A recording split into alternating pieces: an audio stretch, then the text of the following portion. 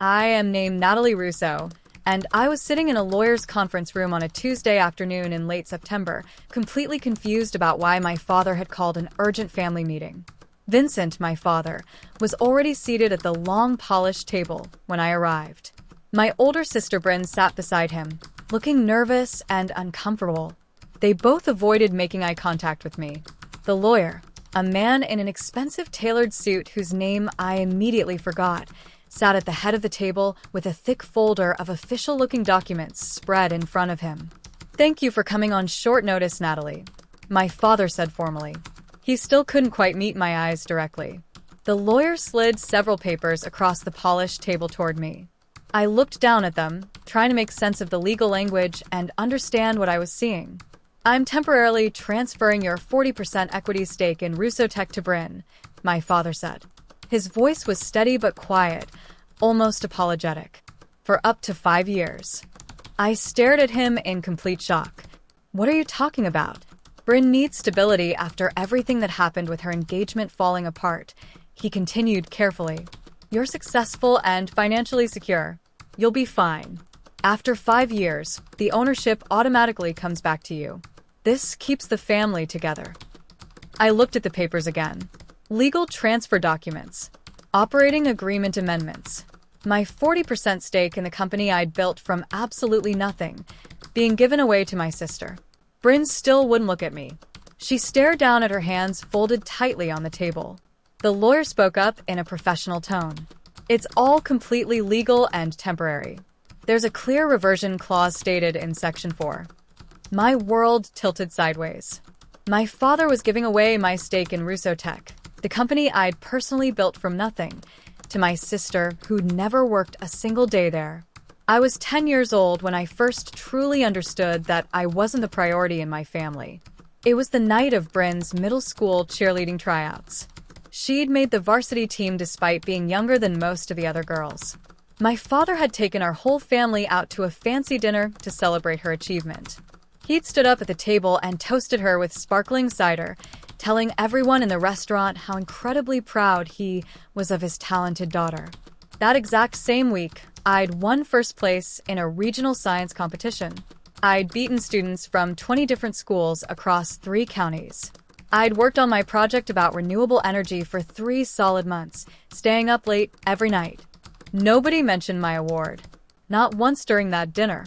Not once all week. When Bryn turned 16, my father bought her a brand new car as a surprise. He put a giant red bow on it and parked it in the driveway. She'd cried happy tears while he took dozens of pictures that she immediately posted all over social media. On my 16th birthday 2 years later, I got a Hallmark card with $50 tucked inside. When it came time for college applications, Bryn's full tuition was paid, without question despite her mediocre grades and complete lack of direction. She changed majors 3 times and took 6 full years to finally graduate. I worked 3 different jobs simultaneously to pay my own way through a top engineering program. I graduated with honors in exactly 4 years. The pattern had always been crystal clear to anyone paying attention. Bryn was the favorite child. Beautiful, social, charming, effortlessly likable. I was the smart one, the responsible one, the one who didn't need constant attention or praise. I'd learned very early not to expect recognition or celebration. I'd learned to build my own worth and value completely outside my family. 7 years ago, I was 25 years old with a computer science degree and working at a mid-sized tech firm doing software development. I had a brilliant idea for proprietary software that could completely revolutionize how companies managed projects and tracked team productivity. Something that would fundamentally change workflow management.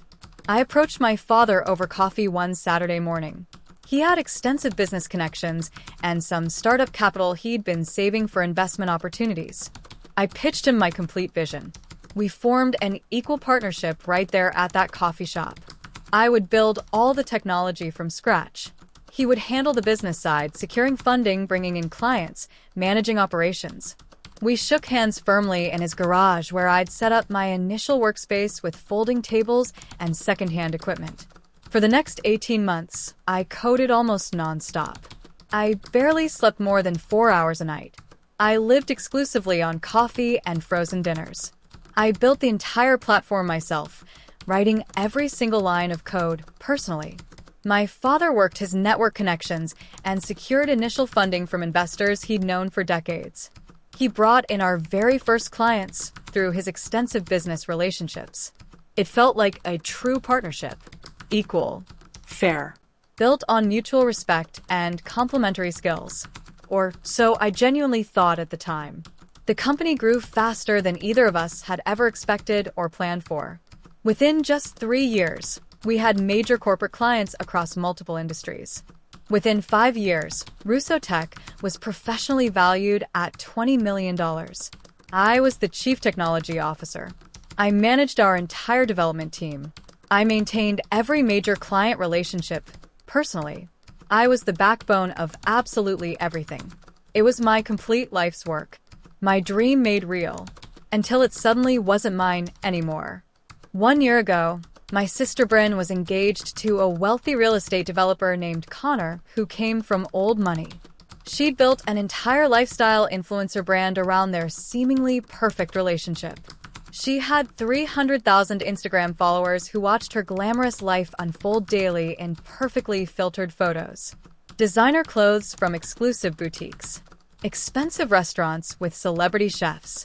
Luxury vacations to exotic locations. Professional engagement photos that looked like they belonged in fashion magazines. Then Connor was caught in a massive cheating scandal that went completely viral online. Photos surfaced. Text messages were leaked. Everything exploded publicly. Bryn's very public meltdown and devastating breakup became major tabloid and social media fodder for weeks. People she'd never met left thousands of cruel comments on every post. Gossip websites wrote detailed articles analyzing everything. She lost brand sponsorships almost immediately. Followers unfollowed her in massive waves. Her income evaporated virtually overnight.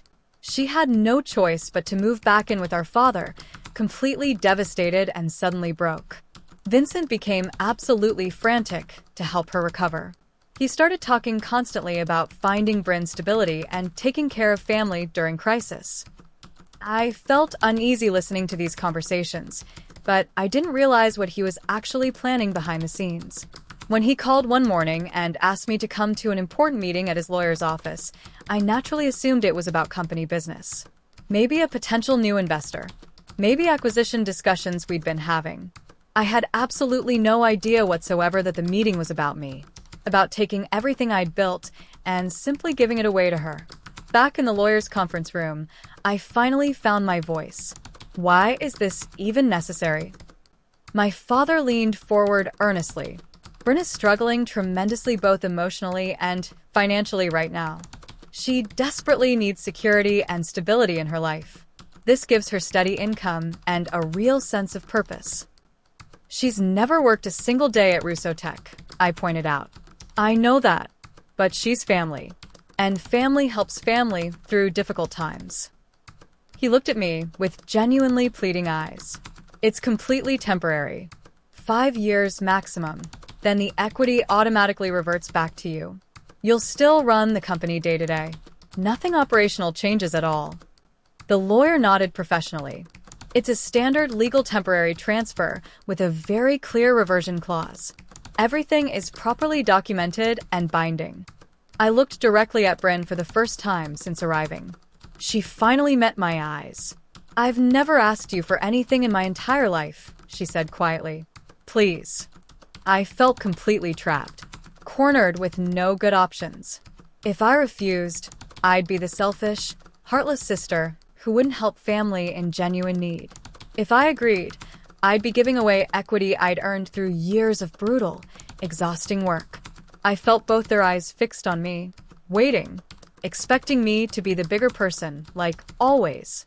My hand actually shook as I picked up the pen. I signed my name on every line they indicated. As I stood to leave on weak legs, my father hugged me tightly. Thank you so much for being the bigger person, he whispered in my ear. This means absolutely everything. I walked out of that office feeling completely hollow and numb inside. For the entire first year after signing those transfer papers, Nothing changed operationally at Russo Tech. Bryn was officially listed as a 40% owner on all legal documents and corporate filings, but she never actually came to the office. She didn't attend any meetings. She didn't involve herself in any business decisions whatsoever. She did collect the quarterly profit distributions without fail. Substantial amounts of money that very quickly rebuilt her completely devastated savings account. I tried very hard to forget about the arrangement entirely. I focused all my energy completely on my work. The company continued growing steadily. We landed several major new clients in different industries. Our revenue increased significantly quarter over quarter. I hired more talented developers and expanded the team substantially. Bryn sent occasional thank you text messages. I appreciate this so much. You're literally saving my life right now. I felt deeply conflicted about the whole situation. Maybe my father had been right after all. Maybe helping family was worth the personal sacrifice. But there was a persistent nagging feeling I couldn't shake. A sense of deep unease I couldn't fully explain or understand. I started documenting absolutely everything, almost on pure instinct. Every email exchange, every financial record, every decision made, every client interaction, just in case something went wrong. I didn't consciously know why I was doing it. It just felt absolutely necessary somehow. Looking back now, I'm incredibly grateful I trusted that instinct. 18 months after the ownership transfer, Bryn suddenly started showing up at the office regularly. I want to learn the business properly, she announced to my father one Monday morning. I should really understand what I actually own. Vincent was absolutely thrilled by this development. He immediately gave her a desk near his office and started including her in various meetings. I was skeptical, but tried genuinely hard to be supportive. She was family, after all. At first, Bryn just quietly shadowed meetings and asked basic questions. She took notes constantly. She seemed genuinely interested in learning how everything worked. Then she started making suggestions. Changes to our marketing approach, hiring decisions, client strategy modifications, feature prioritizations. Most of her ideas were completely uninformed and totally impractical. I politely explained why they wouldn't work, citing specific data and years of experience. Bryn's smile would get noticeably tighter each time I corrected her. One afternoon, Bryn directly contradicted me in front of a major client during an important presentation. She confidently suggested a feature our software didn't actually have and couldn't deliver. The client looked genuinely confused. I had to gently correct the misinformation after she finished speaking. Later that day, Bryn pulled me aside in the hallway outside the conference room. "Don't ever embarrass me in front of clients again," she said, her voice sharp and cold. "I'm an owner too. I have every right to speak." I felt the power dynamic shifting dangerously beneath my feet. 2 full years after the transfer, my father made a shocking announcement at a regular board meeting. Bryn was being given an official executive title, Co-Chief Operating Officer. I was completely blindsided. This hadn't been discussed with me at all beforehand. "She's been working incredibly hard to learn the business," Vincent said proudly. "She deserves recognition and real responsibility." I argued strongly that Bryn had absolutely no operational experience or qualifications for that specific role. My father accused me of being unsupportive and jealous of my own sister's success. The board consisted of 4 people total: Vincent, Bryn, and our 2 outside investors named Marcus and Helen, who'd contributed significant capital in the early years. They approved the new title over my very clear objection. Bryn now had official authority to make operational decisions. She immediately started overruling me on various things. Small things at first. Rejecting vendor choices I'd carefully made. Changing meeting schedules without asking me. Hiring people I didn't approve of. The employees were increasingly confused about the chain of command. I felt control slipping away day by day. I started keeping even more detailed records of absolutely everything. Every decision. Every override. Every conflict. I documented it all meticulously and obsessively. Something deep inside told me I'd need this evidence eventually. Bryn hired 3 of her influencer friends for newly created positions she called marketing consultant roles. The salaries she offered them were inflated and completely out of line with industry standards. None of these people had any tech marketing experience whatsoever. I formally objected in writing. I presented detailed data showing why these hires didn't make any sense. Bryn and Vincent overruled me together. Within just a few months, the new hires had produced absolutely nothing of any value. But they collected their hefty paychecks every 2 weeks without fail. One of them carelessly posted company confidential information on social media without any permission. Another one consistently missed important deadlines and showed up late to meetings. Employees started coming to me privately to complain. The new hires were disruptive and unprofessional. I brought these concerns directly to my father. He dismissed everything I said. Give them time to adjust. Bryn vouches for them personally. That's good enough for me. I went back to my office and did the math carefully. We'd wasted over $400,000 in just 6 months on Bryn's useless friends. I documented every failed deliverable, every missed deadline, every employee complaint. The pattern was crystal clear. But my father absolutely refused to see it. 2.5 years after the ownership transfer, a junior accountant named Tim accidentally forwarded me an invoice. It was for $75,000 paid to a company called Elevation Consulting LLC for strategic advisory services. I'd never heard of this vendor before. I didn't recognize the name at all. I walked over to Tim's desk. What exactly is Elevation Consulting? He looked genuinely nervous. Oh, that's been approved regularly by Bryn for over a year now. Monthly payments. My stomach immediately dropped. Can you pull all invoices from this vendor for me? He sent me a comprehensive file 20 minutes later. There were dozens of invoices. I added them up carefully. Over $800,000 total. I called Bryn into my office. What is Elevation Consulting? She barely looked up from her phone. A firm that helps us with business development strategy. Can I see their actual work product? It's strategic consulting, she said dismissively. Not tangible deliverables. It's about guidance and advice. Every instinct I had was screaming loudly. That night, I ran a corporate registry search on Elevation Consulting LLC. The company was registered to Bryn. She was literally paying herself hundreds of thousands of dollars, approving her own fraudulent invoices. I sat at my computer staring at the screen. My sister was systematically stealing from the company. I quietly hired a forensic accountant without telling anyone. I gave him complete access to all company financial records and asked him to trace every single dollar. What he found was absolutely staggering. Over $2.1 million had been paid to various LLCs over the past 18 months. All of them were registered to either Bryn or her friends.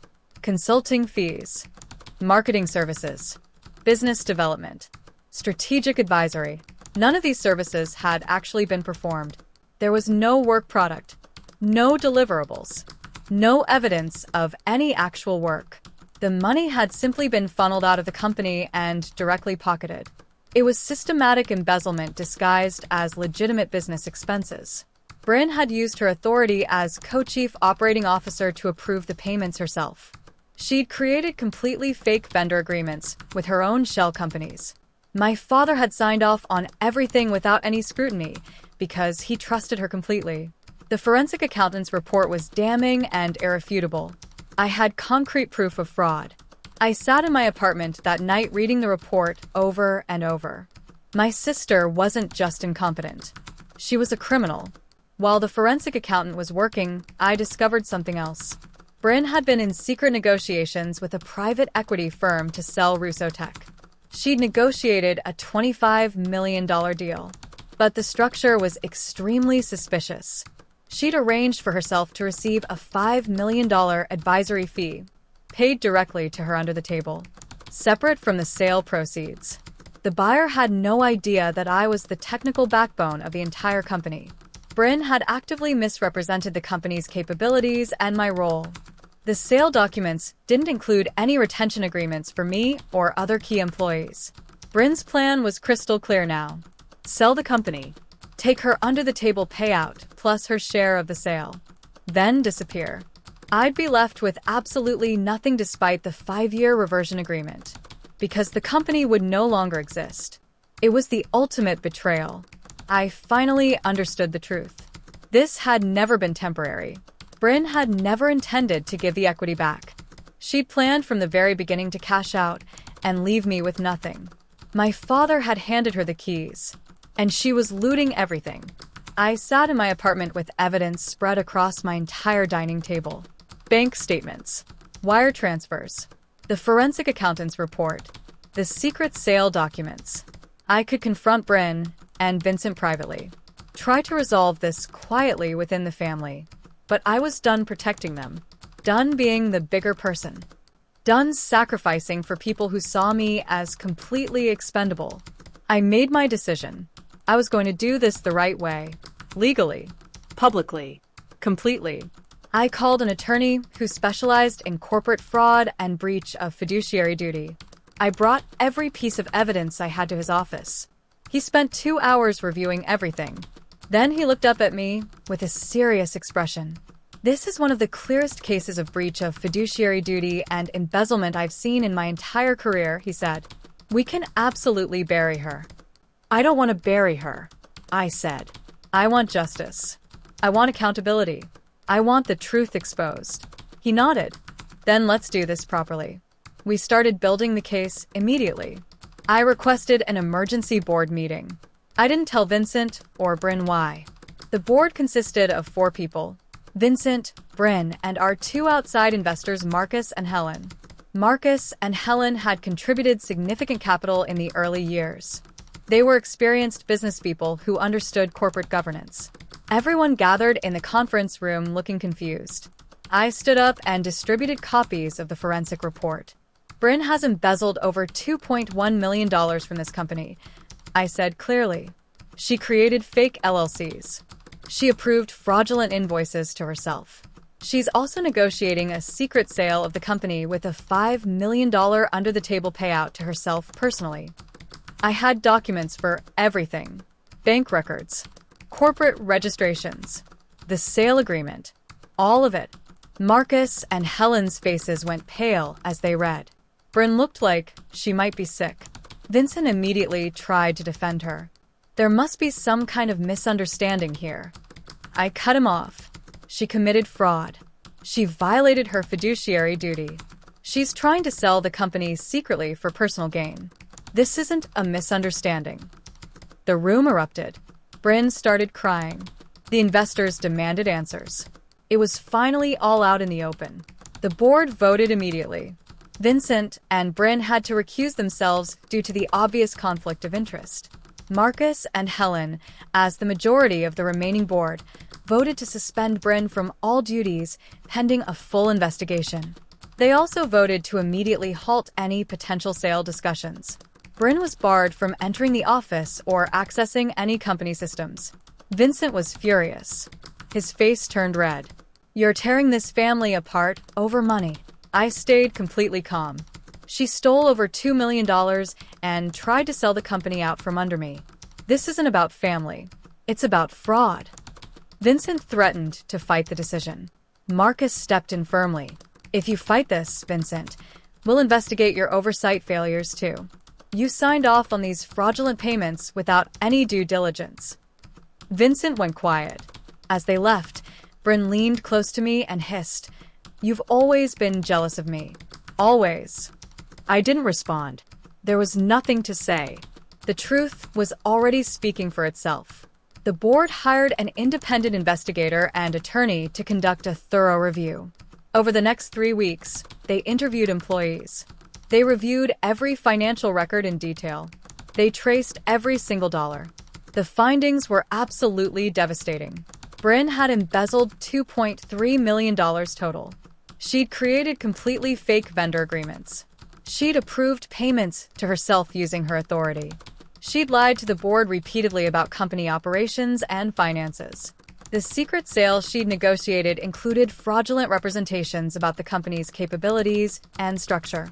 The investigator also found that Vincent had known about some of the consulting payments, but hadn't questioned them at all.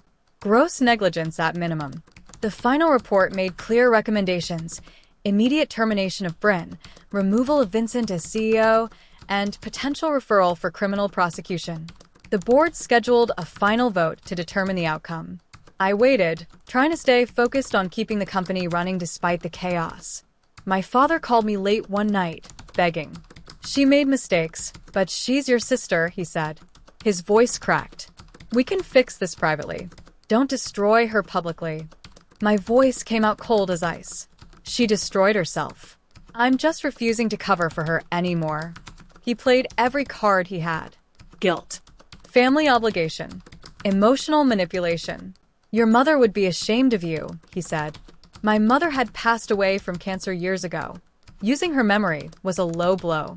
"Mom would be ashamed that you enabled a thief and betrayed your other daughter," I said. Then I hung up. Bryn sent desperate text messages, apologizing, blaming stress and mental health, promising to pay everything back. I blocked her number. I was done. The board voted. Bryn was terminated immediately. Her ownership stake was revoked for breach of fiduciary duty. Vincent was removed as CEO. The board offered me full operational control, but I surprised them with my response. The board offered me everything I'd lost: full operational control, restoration of my equity, the CEO position. But there was a condition. I had to stay and rebuild trust with clients and employees. I thought about it for days. I'd won. My equity was back. Bryn was gone. Justice had been served, but I was exhausted. Betrayed. The company felt tainted now. I realized I didn't want it anymore. Not like this. I made a counteroffer. I would take a buyout, surrender my equity, but I'd retain full rights to the proprietary code I'd personally written. In exchange, I'd help with a 90-day transition. The board was shocked. They tried to convince me to stay, but my mind was made up. After difficult negotiations, we agreed on terms: $12 million cash, full rights to my code, 90 days to transition. I'd take my money and my work and walk away from everything. It felt like the right choice. Word spread quickly that I was leaving Rusotech. Key employees panicked. I was the heart and soul of the technical operations. Within days, 5 senior engineers resigned. They didn't want to work there without me. Then the head of sales quit. Major clients started calling, asking if I was still with the company. When they learned I was leaving, 3 of our biggest clients terminated their contracts immediately. They'd hired Rusotech because of me, not because of the company name. The board realized too late what they were losing.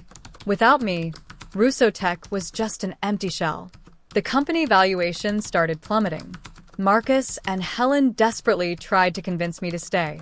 They offered more money, better terms. I declined everything. "You chose my father and sister over me for years," I said. "I'm done." I finished my 90-day transition period. I documented everything for whoever would take over. Then I walked out with my $12 million and full rights to my code. I never looked back. The board, on advice of their legal counsel, referred Bryn's case to law enforcement.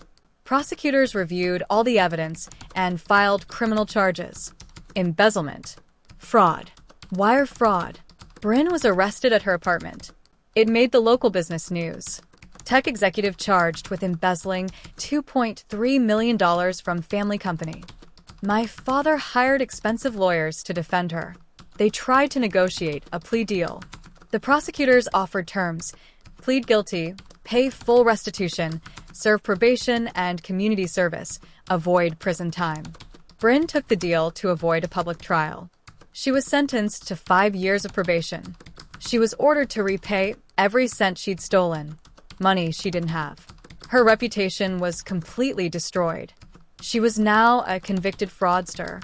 I watched the news coverage from my new apartment across town. I felt nothing.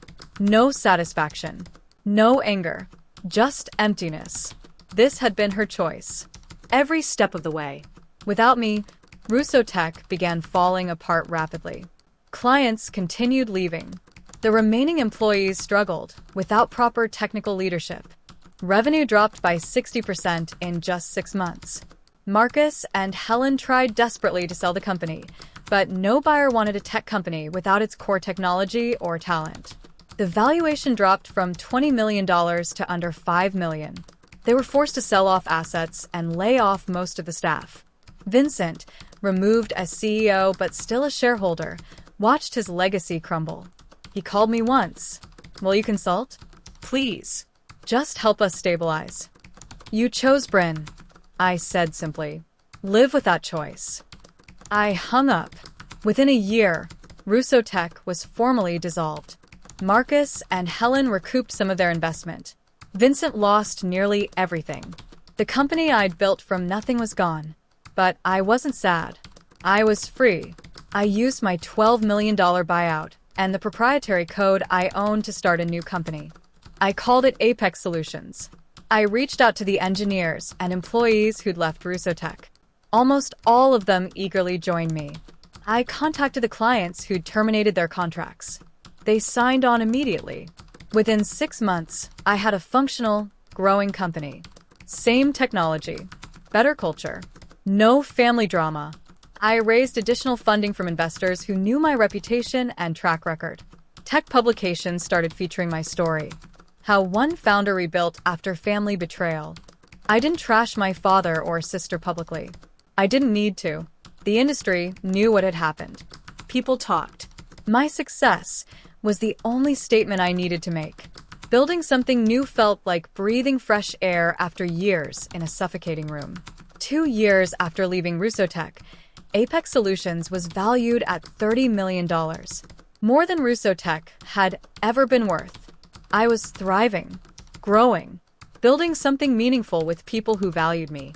Meanwhile, Bryn was working a retail job to make her court-ordered restitution payments. She was still on probation.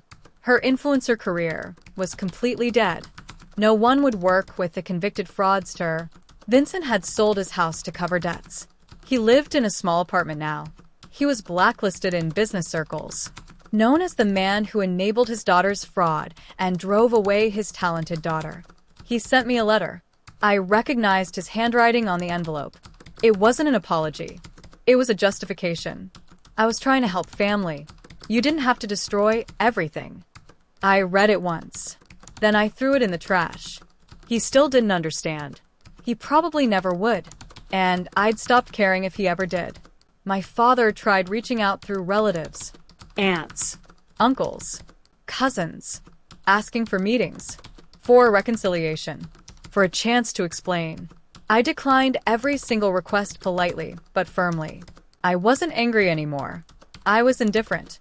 I built a life surrounded by people who genuinely valued me. My team, my investors, my friends. I started dating someone who respected my work and ambition. I bought a beautiful house. I built exactly the life I wanted. When a cousin asked if I'd ever forgive my father and sister, I was honest. Forgiveness isn't the goal. Boundaries are. They showed me who they really are. I believed them. And I moved on. I stopped attending family events. I didn't send holiday cards. I removed myself completely from that world. It wasn't revenge. It was self-preservation. And it felt right.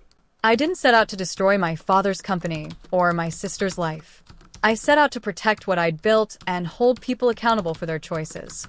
When my father gave my equity to my sister, temporarily, he thought I'd be the dutiful daughter who sacrificed silently.